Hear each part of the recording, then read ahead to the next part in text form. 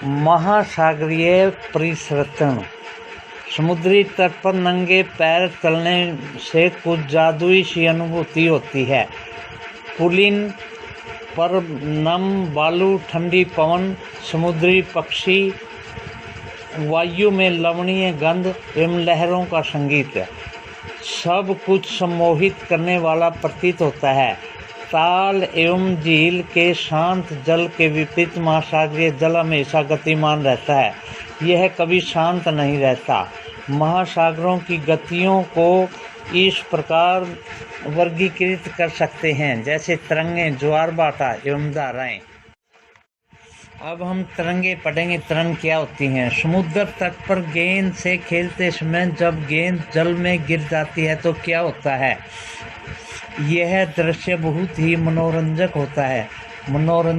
होता है। जैसे कि कैसे तरंगों के साथ गेंद तट पर वापस लौट आती है।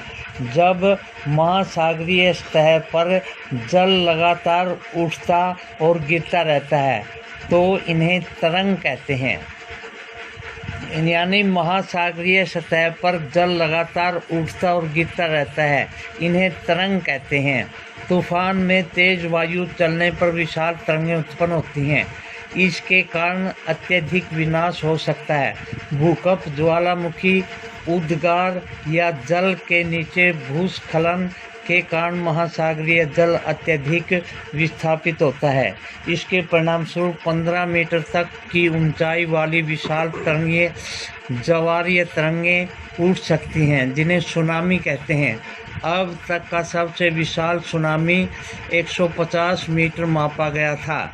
ये तरंगें 700 किलोमीटर प्रति घंटे से अधिक की गति से चलती हैं। 2004 के सुनामी से भारत के तटीय क्षेत्रों में अत्यधिक विनाश हुआ था। सुनामी के बाद अंडमान और निकोबार द्वीप समूह में इंदिरा पॉइंट डूब गया था।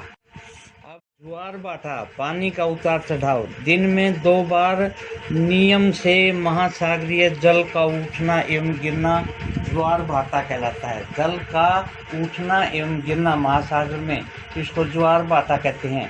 जब सर्वाधिक ऊंचाई तक उठकर जल तट के बड़े हिस्से को डुबो देता है तब उसे ज्वार कहते हैं।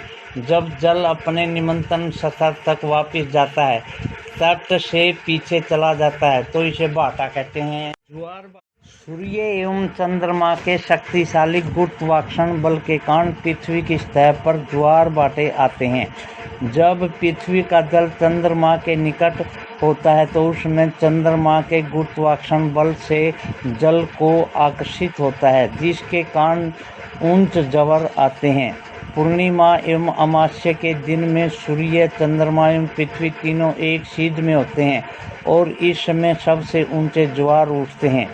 इस ज्वार को बृहद ज्वार कहते हैं। लेकिन जब चांद अपने प्रथम एवं अंतिम चतुर्थांश में होता है तो पृथ्वी एवं सूर्य का गुरुत्वाकर्षण बल विपरीत दिशाओं में महासागरीय जल पर पड़ता है। परिणाम स्वरूप निम्न ज्वार भाटा आता है। ऐसे ज्वार को लघु ज्वार भाटा भी कहते हैं। उच्च ज्वार नौका संचालन में सहायक होता है। ये जल के सतह तट की ऊंचाई तक पहुंचते हैं। ये जहाज को बंदरगाह तक पहुंचाने में सहायक होते हैं। उच्च ज्वार मछली पकड़ने में भी मदद करते हैं। उच्च ज्वार के दौरान अनेक मछलियां तट के निकट आ जाती हैं। इसके फलस्वरूप मछुआरे बिना कठिनाई के मछली पकड़ पाते हैं। कुछ स्थानों पर ज्वार भाटा से होने वाले जल के उतार चढ़ाव का उपयोग विद्युत उत्पादन के लिए किया जाता है। महासागरीय धाराएं निश्चित दिशा में महासागरीय सतह पर नियमित रूप से बहने वाली जल की धाराएं होती हैं। महासागरीय धाराएं गर्म या ठंडी हो सकती हैं। सामान्यतः गर्म महासागरीय धाराएं भूमध्य रेखा के निकट उत्पन्न होती हैं एवं ध्रुवों की ओर प्रभावित होती हैं। ठंडी धाराएं ध्रुवों या उच्च अक्षांशों से उष्णकटिबंध या निम्न अक्षांशों से और प्रभावित होती है। लैब्राडोर महासागरीय धाराएं शीत धाराएं होती हैं, जबकि गल्फ स्ट्रीम गर्म धाराएं होती हैं। महासागरीय धाराएं किसी क्षेत्र के तापमान को प्रभावित करती हैं। गर्म धाराओं से स्थलीय जल सतह पर तापमान गर्म हो जाता है। जिस स्थान पर गर्म एवं शीत धाराएं मिलती हैं वह स्थान विश्व भर में सर्वोत्तम जल के मध्य क्षेत्र माना जाता है। जापान के आसपास एवं उत्तर अमेरिका के पूर्वी तट इसके कुछ उदाहरण हैं। जहां गर्म एवं ठंडी जल धाराएं मिलती हैं वहां कोहरे वाला मौसम बनता है। इसके फलस्वरूप नौका संचालन में बाधा उत्पन्न होती है।